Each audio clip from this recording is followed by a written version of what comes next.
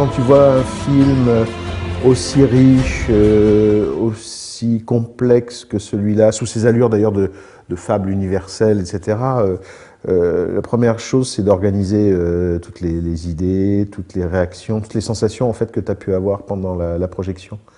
C'est peut-être un réflexe que je tiens de mes années critiques. Mais il est clair qu'il existe deux types de films. Il y a ce que j'appellerais les films, les films concrets, c'est-à-dire les films qui sont un projet en eux-mêmes, et puis les films transversales. C'est peut-être le premier film d'ailleurs transversal de James Cameron. James Cameron a toujours fait des films dont le projet est très précis. C'est-à-dire on peut englober, on peut presque pitcher les films très facilement. Avatar, c'est le premier film qui est un peu la somme à la fois de tout ce qu'il a fait avant et en même temps d'un certain nombre de choses qui traînent en ce moment, enfin qui sont dans l'air en ce moment à Hollywood en particulier. C'est-à-dire ce moment un peu particulier où on est au début d'une nouvelle technologie, qui est la technologie numérique, qui va se substituer à celle du cinéma conventionnel, on le sait, je veux dire dans les prochaines années. On est dans un climat comme ça qu'Avatar en quelque sorte agrippe et structure d'une manière qui est insensée. On sait tous que James Cameron a la capacité, à Hollywood, de lancer des projets absolument cinglés et d'avoir des gens qui lui donnent tout le pognon nécessaire pour les faire. Récemment, je lisais un article où quelqu'un le comparait à Stanley Kubrick, et il disait très justement, à l'exception près, que Stanley Kubrick, lui, n'a pas toujours réussi à entraîner l'industrie derrière lui. Il est clair que Cameron a cette capacité d'entrepreneur chez lui, et il est clair que le film est peut-être une sorte de prototype de ce qu'on pourrait être amené à voir dans les prochaines années, mais pas les prochaines années. On sait qu'on a un aperçu de quelque chose qui ne sera peut-être réalisé complètement que dans 30 ou 40 ans. Le film nous projette réellement dans le futur du cinéma. Un truc qui est surprenant, c'est que il y a 12 ans, James Cameron a fait Titanic, qui était, à mon sens, le testament du cinéma classique. C'était le dernier grand film à la David Lean, à la Griffith, on pourrait dire, pour me remonter encore plus loin. C'est-à-dire un film qui représente ce que le cinéma a toujours été depuis les origines, c'est-à-dire un art au confluent de l'art pictural et de la littérature, avec un immense sentiment romanesque, etc., etc. Et il est clair que Titanic refermait ça. C'est-à-dire que Titanic était la somme, le testament de ce cinéma-là, et en même temps en forme de testament du XXe siècle. Cette espèce de métaphore sur la société post-industrielle, dressée comme une tour de Babel en train de s'engloutir, avec les pauvres ouvriers coincés dans la troisième soute pendant que les riches se sauvent. Le film avait cette espèce presque de conscience marxiste du XXe siècle qui s'achevait, dans un pessimisme, je dis bien industriel total, d'ailleurs dont la crise récente a donné un écho particulier. Et il est clair que 12 ans après, Avatar est pratiquement le contraire. C'est-à-dire c'est un film qui plutôt ouvre vers le futur. Et en cela, je trouve que c'est un metteur en scène qui, sous ses allures de gros metteur en scène de genre, qui a commencé quand même avec des films comme Piranha 2, qui fait des films comme Aliens, etc. On est face à quelqu'un qui a cette capacité de s'incarner comme un prophète, plus qu'un gourou, un prophète, alors qu'il est d'extraction, je dirais, presque modeste, presque ouvrière. C'est un cinéaste de la manufacture. D'ailleurs, c'est un cinéaste qui s'est toujours identifié aux masses laborieuses. Je veux dire, le film favori de James Cameron, c'est Norma Rae, le film de Martin Ritt sur les syndicats américains. Je pense qu'il est un cas unique, ou alors peut-être qu'il faut remonter aux origines du cinéma pour trouver ce genre de personnage comme ça, un peu omnipotent, et en même temps qui incarne le rêve américain, c'est-à-dire qui incarne le type venant d'une banlieue ouvrière et qui arrive à se hisser et à créer des spectacles qui sont, je dis bien, universels.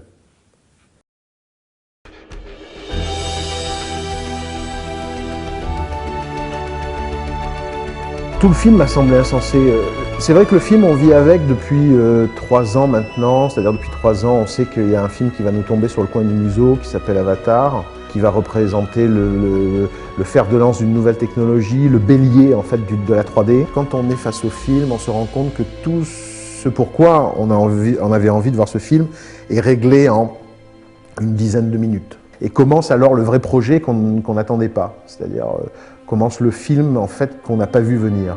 C'est comment arriver à recréer un mythe universel profondément touchant avec des moyens technologiques nouveaux. C'est-à-dire comment réussir à l'intérieur d'une performance technique extrêmement complexe à restaurer ce qu'il y a de primitif en fait en nous, c'est-à-dire le goût pour les histoires émotionnelles, voire mélodramatiques, le goût pour les histoires d'amour fous.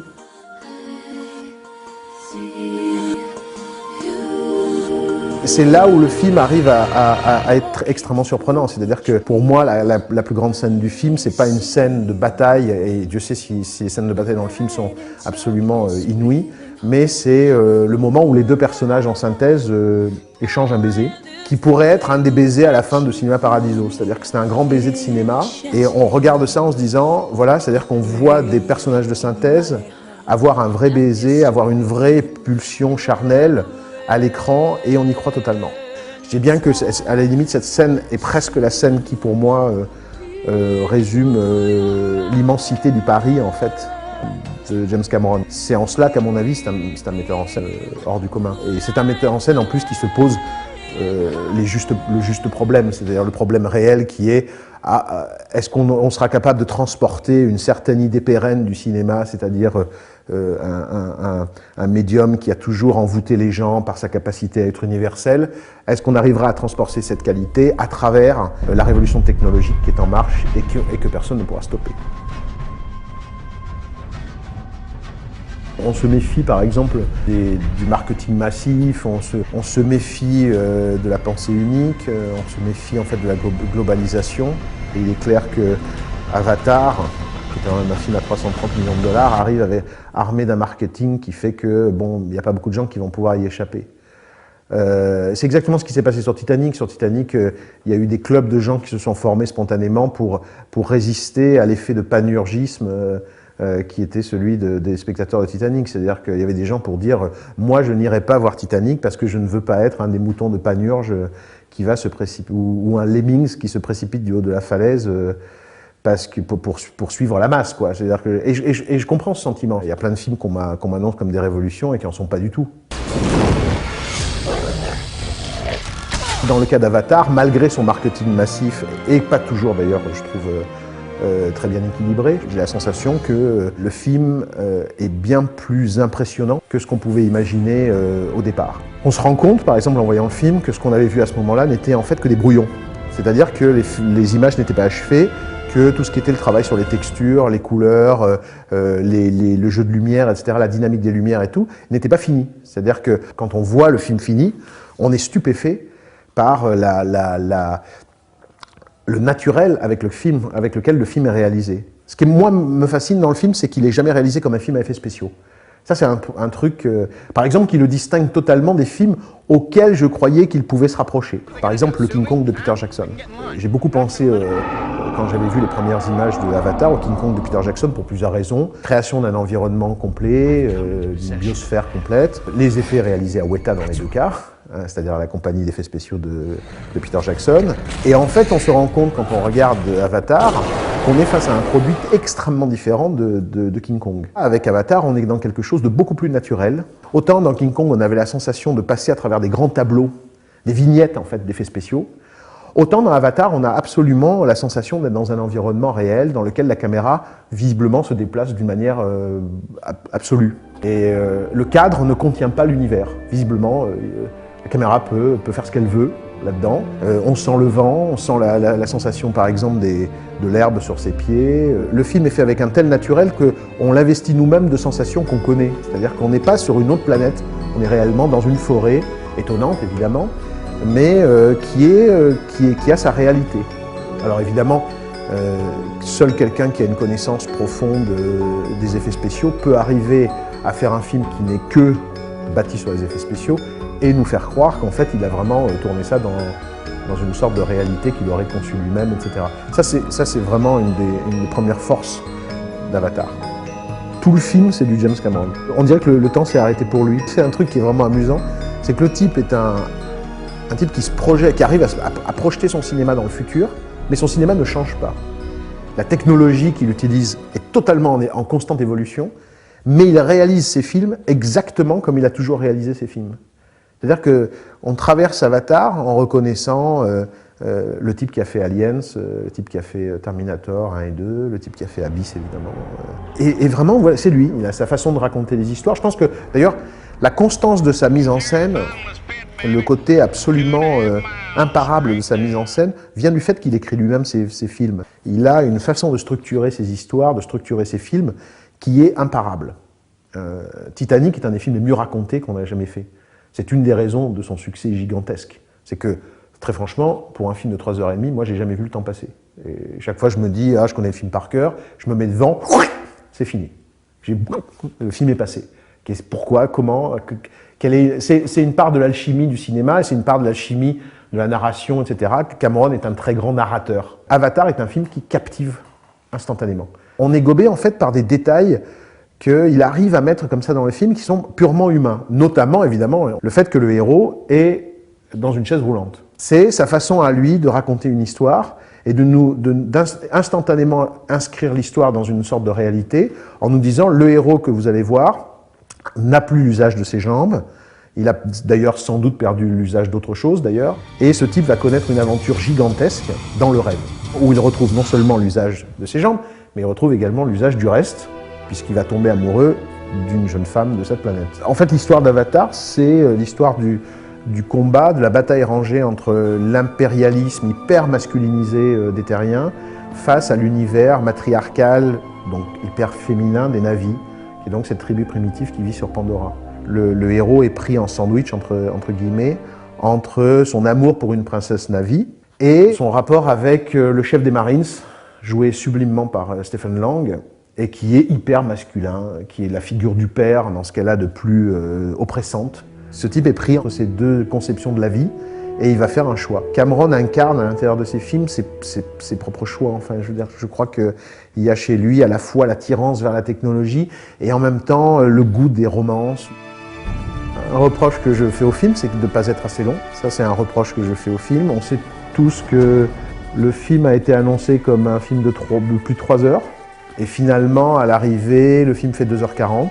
En fait, ils ont décidé de conformer le film à la longueur de la version IMAX, qui va être la version massivement distribuée aux États-Unis, puisque la version IMAX ne peut pas aller au-delà des 2h40. Pendant un moment, ils ont annoncé que le film IMAX et le film en exploitation normale auraient une durée différente. Ils se sont rendus compte que ce n'était pas un très bon message à passer auprès du public, qui a commencé, à juste titre, à se poser des questions sur qu'est-ce que je dois aller voir.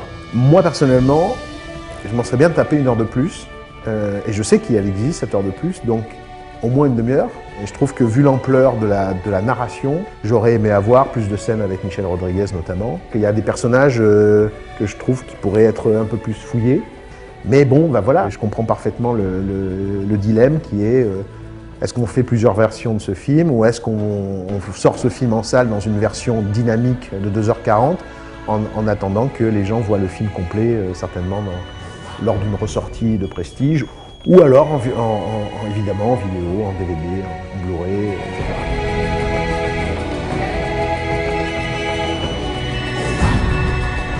Moi j'ai déprimé un peu après, c'est-à-dire qu'on voit ça, puis après on se dit bon, on est écrasé quoi. C'est-à-dire qu'un troupeau de buffles vient te passer dessus. Hein. C'est-à-dire que tu regardes ça, c'est extrêmement impressionnant. Depuis Abyss, j'ai une admiration indéfectible pour James Cameron. Qui est vraiment pour moi, qui incarne vraiment pour moi le cinéaste pionnier, le cinéaste aventurier, l'homme qui ouvre les dernières frontières, enfin bon. Mais c'est vrai que c'est assez douloureux quand tu es réalisateur et que tu essayes d'être un bon metteur en scène, de regarder un film comme Avatar, parce que ça te lamine la gueule, quoi. T'es écrabouillé. Je me souviens quand j'avais vu Titanic, j'avais pas bougé de chez moi pendant une semaine. Avatar m'a écrabouillé aussi. D'une autre façon. Mais un type ne peut pas avoir fait Titanic disparaître pendant 12 ans et revenir avec un film normal. On aurait tous été horriblement déçus. D'ailleurs, je pense qu'il était le premier conscient à se poser un challenge impossible. Pour moi, une des premières forces vives d'Avatar, c'est d'exister au-delà de ces enjeux techniques. On va se poser beaucoup de questions sur la façon de regarder Avatar. Est-ce qu'on doit voir Avatar en 3D? Est-ce qu'on doit le voir en IMAX 3D, etc. C'est un film qui peut se voir en 2D. C'est un film qui peut se voir à plat, ça ne va pas gêner. Il y a des films qu'on ne peut pas imaginer en 2D. Par exemple, moi, un des films qui m'a le plus saisi en 3D, c'était Beowulf de Robert Zemeckis. Et c'est un film qu'il fallait vraiment voir en IMAX 3D. C'est vraiment une des meilleures projections que j'ai jamais eues de ma vie. dans une salle de cinéma. Mais c'est un film qui a du mal à exister autrement. Dans le cas d'Avatar, on peut, je pense, très bien voir ce film en 2D. C'est un film qui marche complètement en lui-même. C'est pas un film qui va exister parce que vous allez vous prendre des flèches Navi dans la tête. Ça, c'est clair. Le film existe parce qu'il a un pouvoir émotionnel direct sur le spectateur. Et en cela, c'est un film extrêmement classique. Et c'est un film qui pose littéralement une borne, une pierre, une stèle dans l'histoire du cinéma.